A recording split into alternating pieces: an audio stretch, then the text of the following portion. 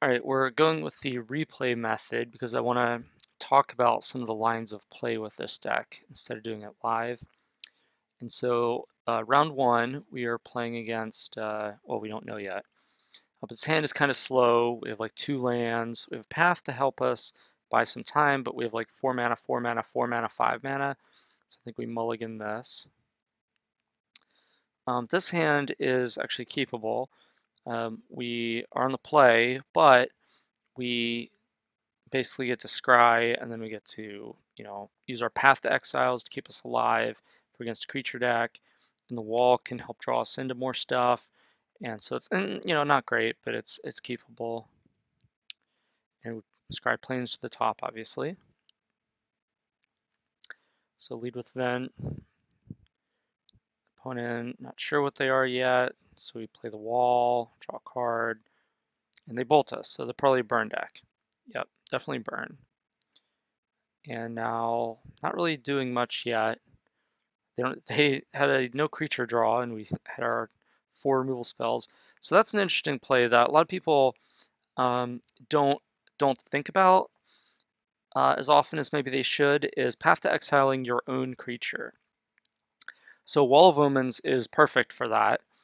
That's one of the best things to do against a creature light deck is to, like, your wall doesn't do much if your opponent doesn't have creatures, and your Path to Exile doesn't do much if your opponent doesn't have creatures. But together, you can basically, your Wall of Omens, already drew your card, so already kind of replaced itself. And now the Path to Exile, when you're pathing a wall that already replaced itself, you're just rampant growthing. So would you rather have a rampant growth or, like in our case, a 5th removal spell in our hand? Well, I'd rather have the rampant growth because we're stuck on lands. We can't even cast our Gideon.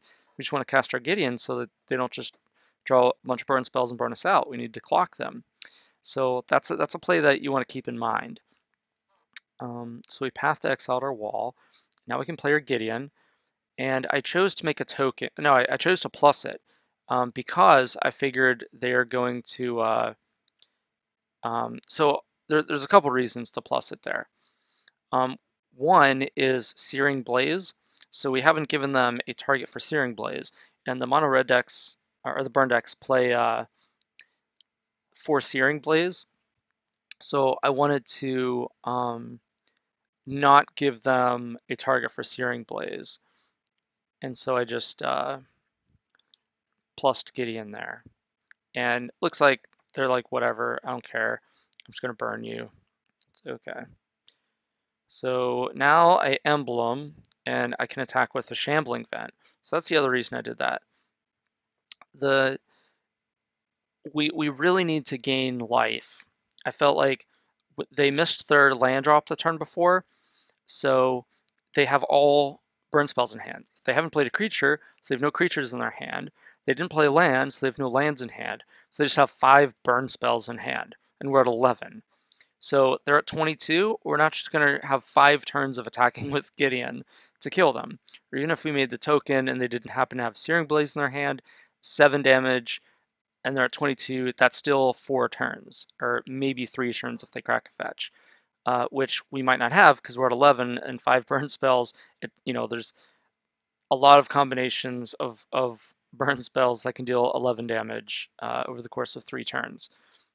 So I felt like my best plan to win was to attack with a Shambling Vent and gain life, because it'll do one of 2 things. Either it will force them to use 2 burn spells to kill a 3/4. So like if we leave it as a 2/3, then they could just use any other, lightning bolt, lightning helix effects and kill it 1 for 1. But if we emblem first and attack, then there's no burn spell that'll deal 4 damage to it by itself. So they have to either use 2 burn spells to kill the Shambling Vent, or they just take 3 damage a turn and we're gaining 3 life a turn. So gaining 3 life a turn, plus we're going to be able to start attacking with the Gideon, so we're actually dealing them 8 a turn. So they're still on that like 3-turn clock that I said, but then we're also gaining 3 life a turn. So I feel like this path, it's going to force them to kind of not just unload all their burn at our face and kill us. So now they have to use burn spells to kill the vent. They have to use a burn spell to hit the Gideon. to kill it. Otherwise, they're gonna get clocked. And then once we're in that position and they're low on cards, and then maybe we can draw ourselves into another way to win the game. So that was my thinking with this line.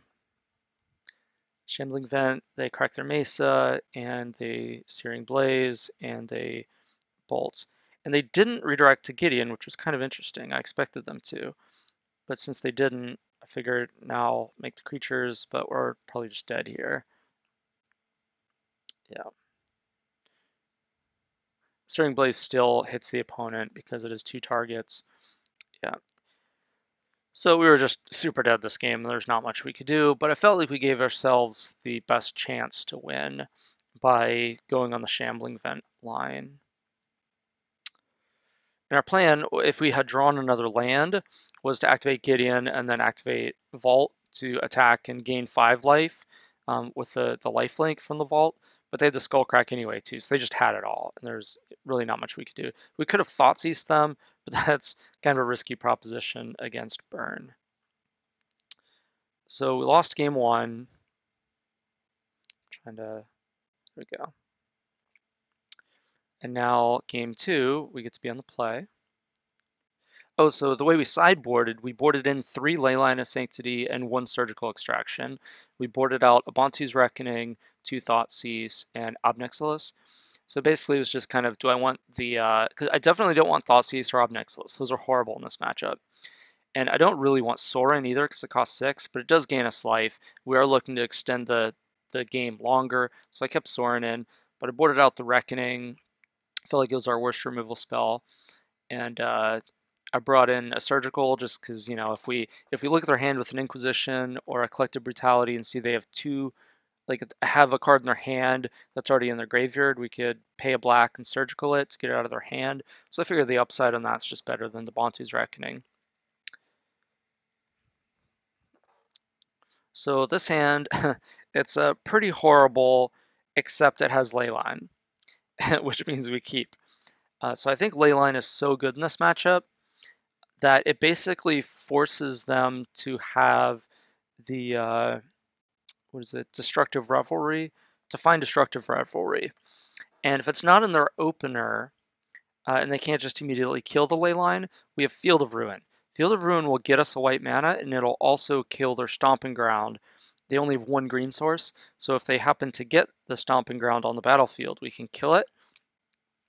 But basically, I felt like we're not going to mulligan a hand with Leyline, even though it's pretty bad and we're kind of light on lands. And the reason we kept in all our Day of Judgments and sided out the Bontu's Last Reckoning is because when they play Eidolon of the Great Revel, we can cast a 4 mana spell without taking damage.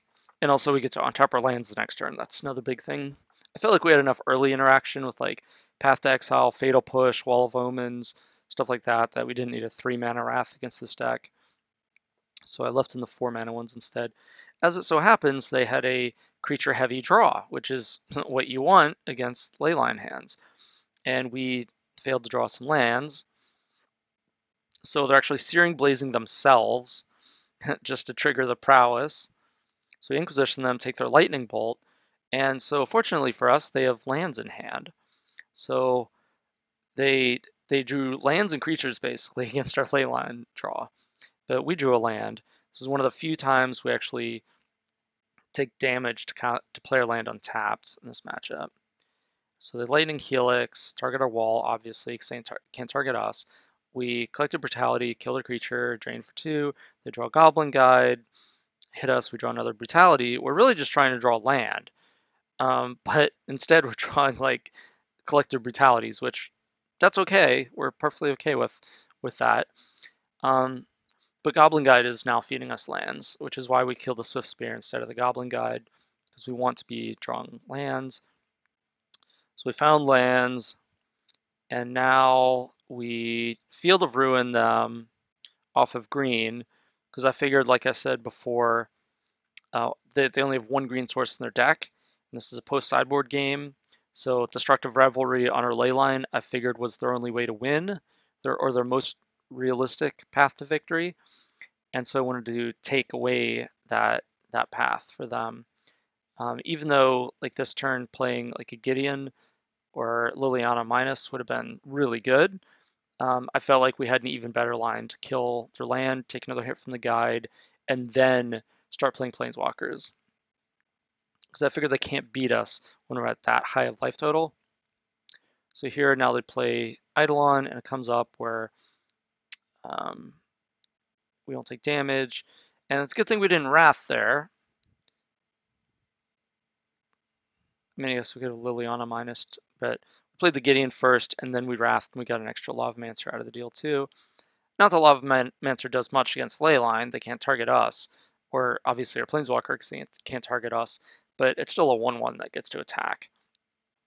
And yeah, so this game kind of played out interestingly enough. We started with Leyline, they never drew an answer to it, and they tried to beat us down with creatures, and it didn't work because we had removal spells and Planeswalkers.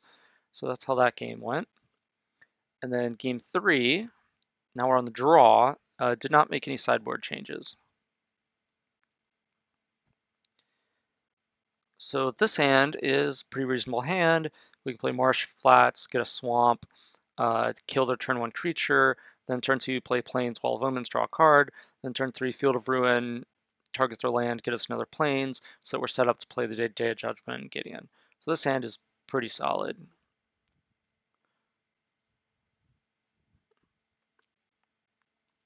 They lead with Lava Spike, so they don't have a creature. But at least we can get Godless Shrine now. So they don't have another creature this turn or another land. Alright. So now we get Godless Shrine, so we have double white. And we'd rather play the wall here. We play a Shambling Vent the following turn. Lava Spike us again. Alright, just play the Vent. Not much we can do. And they, since we Lava Spike 3 times, Rift Bolt, suspend, and they Rift Bolt us, don't draw a land, and they concede.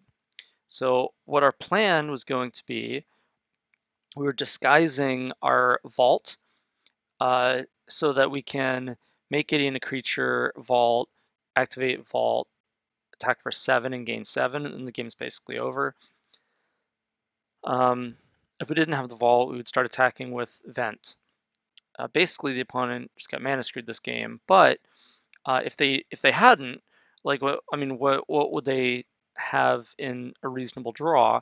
Likely creatures. Well, we were set up really well to deal with our creatures. We had Fatal Push and Wall of Omens, and if they had a lot of creatures, we had Day of Judgment. So if they had like lands, creatures, and burn spells, I think that it would have been difficult for them to amass enough damage with their creatures to get us into burn range. Instead, they were land light and creature light and just had all burn spells. And we were, even though we had these useless removal spells in hand, we were still able to deal with that because of our basically our life gain and our pressure. So that was burn.